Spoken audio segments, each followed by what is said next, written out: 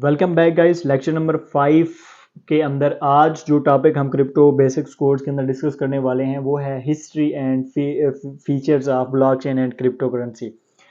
अब इसके ऊपर डिटेल में हम बात करेंगे ताकि आपको जो है वो समझ आ सके कि क्रिप्टो मार्केट किस तरीके से आई, कैसे किस किस टाइम क्या क्या जो है वो डेवलपमेंट हुई और क्या इसके आने वाले दौर में जो है वो फीचर्स हैं। इससे पहले कि मैं अपने लेक्चर का बाकायदा आगाज़ करूं, अगर आप मुझे मेरे चैनल मिस्टर ज़ा अकेडमी पर पहली दफ़ा देख रहे हैं तो आपको क्रिप्टो के रेलिवेंट इसके ऊपर इन्फॉर्मेशन मिलेगी। ये हमारे क्रिप्टो कोर्स की डिफरेंट प्लेलिस्ट चल रही हैं, आप इनसे गो थ्रू होकर क्रिप्टो सीख कर क्रिप्टो ट्रेडिंग स्टार्ट कर सकते हो। एंड देन आपने जो है वो ये हमारा जो व्हाट्सएप ग्रुप है मिस्टर ज़ा अकेडमी का, इसका डिस्क्रिप्शन के अंदर लिंक मिल रहा होगा, इसे नहीं ज्वाइन करना बोलना, इसके ऊपर आपको सारी अपडेट्स मिलेगी। चले जी स्टार्ट करते हैं ब्लॉकचेन एंड क्रिप्टो करेंसी की हिस्ट्री को। सबसे पहले जी 1992 के अंदर ये एडम बैंक नाम का एक बंदा है जिसने ब्लॉकचेन के कॉन्सेप्ट को यूज़ करते हुए ईमेल स्पैम का जो ऑप्शन है वो इंट्रोड्यूस करवाया था मार्केट के अंदर। आपके ईमेल के अंदर जो है वो स्पैम का एक फोल्डर है कि ऑटोमेटिक लिंक के ऊपर जो लिंक आता है और वो स्पैम बॉक्स में चला जाता है। तो यही वो चीज बंदा था जिसने सबसे पहले ब्लॉकचेन के कॉन्सेप्ट को थोड़ा इम्प्लीमेंट किया 1992 के अंदर। और जो है वो ईमेल का एक जो स्पैम फोल्डर जो है उसको इंट्रोड्यूस करवाया और ब्लॉकचेन को इसमें जो है वो इसने यूज़ किया। ठीक हो गया। तो इस बंदे ने जी ऐसा समझ लें कि इस सिलसिले का आगाज़ किया। अब 1998 के अंदर आकर वी डाई नाम का एक बंदा था, इसने एक प्रोजेक्ट लॉन्च किया बी मनी के नाम से। अब बी मनी जो था ना, ये भी एक इलेक्ट्रॉनिक कैश सिस्टम था जिसके अंदर जो है वो जो ट्रांजैक्शंस करता था, ऐसा समझ लें कि मिलता जुलता ही था बिटकॉइन का। एक बिटकॉइन का सेम आइडिया तो नहीं था, लेकिन मतलब उसका इलेक्ट्रॉनिक कैश सिस्टम जो है वो ब्लॉकचेन के ऊपर इसको इंट्रोड्यूस करवाया। और इस बंदे ने भी मतलब एक इनिशियल जो है वो स्टार्टअप लिया कॉन्सेप्ट्स के अंदर। इतना कोई ज़्यादा इसका ये सक्सेसफुल चला नहीं क्योंकि फिर सिक्योरिटी इदारे इसके पीछे पड़ गए और ये भाग गया। सही हो गया 19। उसके बाद आगे आकर जो है वो 2005 के अंदर दोबारा एक और प्रोजेक्ट जो है वो मैंने इस मार्केट में है जिसे हम बिट गोल्ड के नाम से कहते हैं। अब बिट गोल्ड जो था वो सेम एज इट इज़ जो है वो हमारे बिटकॉइन के ही, ऐसा समझ लें कि बिटकॉइन का एक लाइट वेरिएंट ही था। अब बिटकॉइन का लाइट वेरिएंट तो मैं नहीं कह सकता, लेकिन बिटकॉइन का कॉन्सेप्ट ही उसके अंदर था और वो मार्केट के अंदर आया। देन फाइनली 2008 में सतोशी नाकामोटो साहब ने जो है वो बिटकॉइन का आइडिया मार्केट के अंदर फेंक दिया और उसके बाद जो है वो ये सिलसिला कार स्टार्ट हो गया और इस तरीके से आगे मार्केट बढ़ने लगी। अब क्रिप्टो के अंदर किस किस दौर के अंदर क्या क्या डेवलपमेंट हुई, ओबियसली इसके ऊपर हम बात करेंगे। अगर आपने बिटकॉइन का आइडिया पढ़ना है कि बिटकॉइन का क्या आइडिया था जो सतोशी नाकामोटो ने 2008 के अंदर दिया, देन फिर 2009 में इसको फाइनली इंट्रोड्यूस करवाया, वो ये पूरा आपके पास पेपर पड़ा है। आप bitcoin.org/bitcoin.pdf के ऊपर इस लिंक को रेफरेंस करेंगे, आप इस पूरे आइडिया को पढ़ सकते हैं कि इसने कैसे कैसे हैशिंग एल्गोरिथम के साथ इसको इंट्रोड्यूस करवाया कि ये कैसे चलेगा बिटकॉइन। अब मैं लिस्ट निकालता हूँ किस किस दौर के अंदर क्या क्या हुआ, तो उनके ऊपर बात करेंगे। वैसे तो इसमें बहुत सारी चीज़ें गिवन है, लेकिन हम उन्हीं चीज़ों के ऊपर बात करेंगे जिसकी वजह से मार्केट मैच्योर हुई या मार्केट के अंदर डेवलपमेंट हुई। 2009 में ओबियसली बिग डेवलपमेंट जो थी वो बिटकॉइन की थी। सतोशी नाकामोटो साहब ने हैश 256 के नाम से जो है वो एक दिया प्रूफ ऑफ वर्क, जो कि बहुत पॉपुलर हुआ और आज आप बिटकॉइन की मकबूलियत देख सकते हैं। अब इसके बाद 2009 में चार्ल्स ली नाम के एक बंदे ने लाइट कॉइन का आइडिया इंट्रोड्यूस करवाया। अब जैसे जैसे ओबियसली बिटकॉइन को लोग पसंद करता हुआ देख रहे थे, तो उसमें ओबियसली मार्केट्स के अंदर जैसे आप देखते हैं किसी मार्केट के अंदर पोटेंशियल आता है तो नए नए इन्वेस्टर उसमें ऐड होते हैं और नए नए लोग इंटरेस्ट लेना स्टार्ट करते हैं। तो 2011 में फर्स्ट टाइम चार्ल्स ली नाम के बंदे ने लाइट कॉइन का आइडिया दिया कि मैं बिटकॉइन से फास्टेस्ट ब्लॉकचेन यानी बिटकॉइन से अच्छा कॉइन बनाने जा रहा हूँ। उसने इसका नाम रखा लाइट कॉइन यानी लाइटनिंग नेटवर्क, इसका काम नाम था। अब ये इसका बेसिकली ये जो बिटकॉइन का ऐसा समझ लें कि कंपेटिटर है कि ये बिटकॉइन से फास्ट ट्रांजैक्शन करता है, ब्लॉक साइज भी इसका ज़्यादा है, मतलब इसके अंदर जो ट्रांजैक्शंस की स्पीड है, इसकी जो ब्लॉकचेन थी वो बिटकॉइन से अच्छी थी इन फ्यूचर अगर फीचर वाइज देखा जाए। ओबियसली बिटकॉइन किंग है, आपको पता है, उसके ऊपर लोगों का इन्वेस्टर का ट्रस्ट है, तो वो तो रहेगा ही, चाहे उसका सिस्टम कुछ भी जो है वो हो जाए, उसकी ब्लॉकचेन कैसी भी हो, लेकिन वो किंग है। बहरहाल इसका जो आइडिया था ये एज कम्पेयर टू बिटकॉइन जितना तो पॉपुलर नहीं हुआ, क्योंकि वो एक अर्ली चीज़ थी जिसके ऊपर लोगों का बिलीव था, लेकिन ये आज भी one of the toppest crypto currencies के अंदर है और बहुत बड़ा मार्केट कैप इसके अंदर है। और ये अभी तक का जो ऐसा समझ लेना कि एक सक्सेसफुल प्रोजेक्ट है और बहुत अच्छा अभी तक जो है वो चल रहा है। इन फीचर्स भी इसके फंडामेंटल्सली देखा जाए, टोकनाइज वर्जन इसका देखा जाए, हर लिहाज से अच्छा प्रोजेक्ट है और बहुत कामयाब रहा है। ठीक है, अब 2011 में फिर एक और जो है वो एक एनएमसी नेम कॉइन्स के नाम से आया था। अब बेसिकली ये आइडिया क्या था, डीएनएस आपको यहाँ पर नजर आ रहा होगा, ये एक डिसेंट्रलाइज ये आइडिया था ये कि जो हमारे जो हम अगर डिफरेंट आप वेबसाइट देखें तो उनके आगे डोमेन्स होती हैं, यानी .com .net इस तरह की डोमेन्स होती हैं। तो ये डोमेन्स एंड नेमिंग सर्विसेज के लिए जो है ना वो ये आइडिया पेश किया गया कि हम जो है वो अपना एक सिस्टम ब्लॉकचेन के ऊपर बनाते हैं, जो कि डीएनएस यानी डोमेन नेमिंग सर्विसेज के नाम से इन्होंने इंट्रोड्यूस किया, जिसके अंदर ये नेम कॉइन जो है वो यूज़ हो रहा होता है और सारी चीज़ों का ये जो इनका प्रोग्राम है और सारा निज़ाम है वो इस्तेमाल हो रहा होता है। ठीक है, तो ये भी एक सक्सेसफुल डेवलपमेंट थी 2011 की।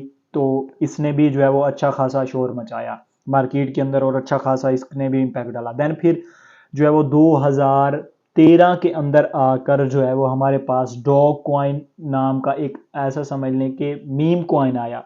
ठीक है, तो ये दो दोस्त थे, उन्होंने मिलकर जो है वो क्या कर दिया, शुगल शुगल में एक कॉइन को प्रोग्राम कर दिया और वो उसे मार्केट में डाल दिया और ये मीम कॉइन बन गया। आजकल ये इस मीम कॉइन की बहुत सारी ऐप है, इस मीम कॉइन ने बहुत सारे मिलियनियर पैदा किए हैं दुनिया में। और इसकी जो अब डायरेक्टली तौर पर रिलेशन है वो एलन मास्क के साथ है, क्योंकि एलन मास्क ही अब इसके पीछे जो है वो पूरा इसको रन करता है। टोटली ये जो डिपेंडेंस है इसकी फंडामेंटली तौर पर देखा जाए तो वो अभी एलन मास्क के साथ जो है वो ये जुड़ा हुआ है। देन फिर ये 2013 में आप नीचे देख सकते हैं, इनमें से कोई ऐसा कॉइन्स नहीं जिसने कोई डेवलपमेंट दी। अब उसके बाद 2013 में जिसने मार्केट के अंदर एक बहुत बड़ी हाइप क्रिएट की या बहुत बड़ा सक्सेसफुल प्रोजेक्ट रहा वो था जी XRP। 2013 के अंदर आकर XRP मार्केट के अंदर आया और XRP ने जो है वो क्रॉस बॉर्डर पेमेंट का जो है वो एक सोल्यूशन निकाला कि क्रॉस बॉर्डर पेमेंट जो है वो आप कर सकते हो।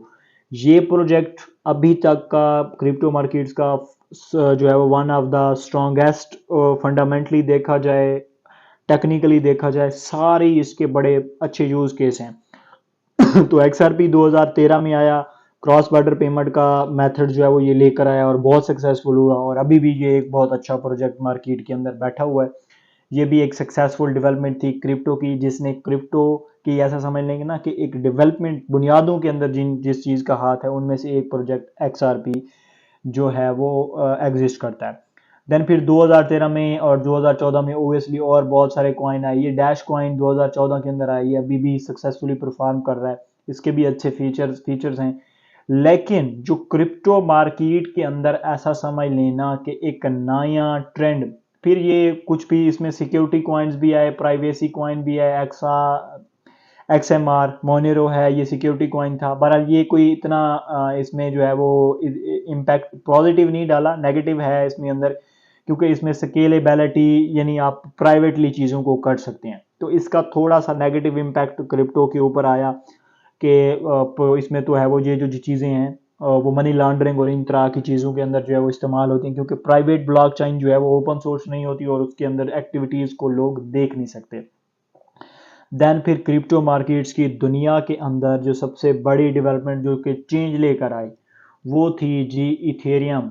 इथेरियम जब मार्केट के अंदर 2014 में, वैसे विटालिक बटरन साहब जो कि 14 साल का एक लड़का था, इसने इसका आइडिया मार्केट के अंदर पेश किया, फिर 2015 में इसको पूरा इम्प्लीमेंट किया। अब ये जो इथेरियम नाम का ये जो आइडिया था ये बहुत सक्सेसफुल हुआ मार्केट के अंदर। अब इथेरियम ने जो है वो आकर क्या मार्केट के अंदर पेश किया कि हम जो है वो अब ना सिर्फ आप क्रिप्टो करेंसी को ट्रेड कर सकते हो, बल्कि हम एक ऐसा सिस्टम लेकर आएंगे जिसको आप डिफरेंट जो है वो ब्लॉक डिफरेंट बिजनेसेस में यूज़ कर सकते हो, इसके ऊपर कॉइन लॉन्च कर सकते हो, मतलब हमारी जो ब्लॉकचेन है उसको आप यूज़ कर सकते हो। तो मतलब एक साइड के ऊपर आप इथेरियम की ब्लॉकचेन या दूसरी साइड पर अपना अपना प्रोजेक्ट लॉन्च करें और इन दोनों को जो है वो एक साथ मिलाकर अपना रन चलाएं। तो वन ऑफ द जो बिगेस्ट डेवलपमेंट क्रिप्टो के बाद जिसका जो सबसे ज़्यादा इम्पैक्ट है वो है इथेरियम की, और आज भी इथेरियम जो है वो एक बिटकॉइन के बाद सक्सेसफुल प्रोजेक्ट है जिसका इन्वेस्टर का सबसे बड़ा बिलीव है। ये जी 14 साल के लड़के विटालिक बर्टन साहब ने इसका आइडिया दिया और इसको मार्केट के अंदर पेश किया, और इसके बाद क्रिप्टो करेंसी मार्केट बूम में आ गई। इसी वजह से 2017 में बिटकॉइन ने अपना ऑल टाइम हाई $18,000 के ऊपर लगाया था। देन उसके बाद बिटकॉइन क्रैश हो गया $3,000 तक। तो ये वो मतलब आइडिया था जिसके अंदर जो है वो बहुत ज़्यादा मार्केट ने इसमें डेवलपमेंट की।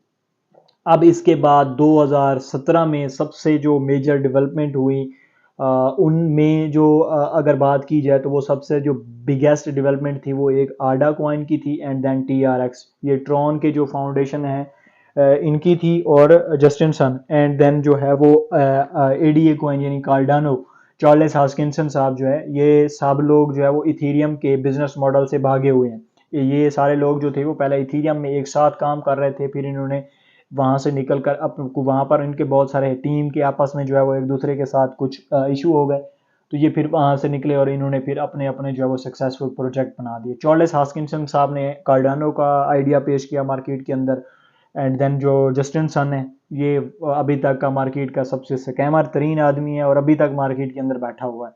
ये जो आपने फॉरसेज और इस टाइप की जो चीज़ें देखी हैं वो सारी जस्टिन सन ही जो है वो रन करता है। आडा एंड TRX इन्होंने भी अच्छी कोलैबोरेशन है मार्केट की। अब ये जब कॉइन लॉन्च हुए ना, तो इनके दौर में जो सबसे बड़ी डेवलपमेंट हुई वो एक तो ये है कि ICO का बूम आया। अब आप लोगों में से अगर किसी बंदे को ICO का नहीं पता तो इनिशियल कॉइन ऑफरिंग मतलब ये कि जब भी कोई प्रोजेक्ट मार्केट में आता है वो सबसे पहले अपनी ICO करता है, यानी वो सस्ते में इन्वेस्टर को कॉइन देता है, वहां से इन्वेस्टमेंट पकड़ता है और फिर अपने कॉइन को डेवलप करता है। तो ICO का बूम आया। अब इस दौर के अंदर जो सबसे बड़ा डिजास्टर हुआ वो ये हुआ कि इससे बहुत सारे स्कैम एंड फ्रॉड प्रोजेक्ट जो है वो मार्केट के अंदर आ गए। स्केलेबिलिटी के काफ़ी ज़्यादा इशू थे, तो बहुत ज़्यादा क्रिप्टो मार्केट का इस दौर में जो है वो एक बैड इम्पैक्ट मार्केट, क्योंकि ICO की वजह से कोई भी अपना प्रोग्राम करके कॉइन लॉन्च कर देता, फिर उसके इनिशियल कॉइन ऑफर कर देता, एंड देन वो प्रोजेक्ट फिर भाग जाते, वो इन्वेस्टमेंट लेकर लोगों की भाग जाते। बहरहाल 2017 में दोबारा ये एक मार्केट को इस टाइप का इशू सामना करना पड़ा, फिर भी मार्केट सरवाइव कर गई, और उसके बाद धड़ाधड़ अगर इससे आगे आप देखेंगे तो हर साल जो है वो बहुत बहुत ज़्यादा कॉइन्स मार्केट के अंदर आते गए, और सब जो है उनका जो है वो मार्केट के अंदर काम था। तो ये कुछ थी early development according to bitcoin and blockchain and crypto currency. अगर आप फीचर्स के बारे में बात किया जाए तो इसमें आने वाले वीडियोस में आपको आहिस्ता आहिस्ता सारे इसके फीचर्स भी समझ आ जाएंगे। एक अगर रफली आपको आइडिया दूं, आगे आपके आने वाले दौर में जो है वो जितने भी ऑटोमेशन, यानी आपके थ्रू आउट जितनी भी ऑटोमेशन की तरफ आप जा रहे हो जिसमें AI यूज़ हो रहा है, ये सारे प्रोजेक्ट यूज़ हो रहे हैं, डिसेंट्रलाइजेशन आ रही है, इन सब की जो एक बेसिक नीड है वो है जी ब्लॉकचेन एंड क्रिप्टो। ब्लॉकचेन जो है वो क्रिप्टो के बगैर नहीं चल सकती, और बाकी ये जो सारी ऑटोमेशन है वो ब्लॉकचेन के बगैर नहीं आ सकती।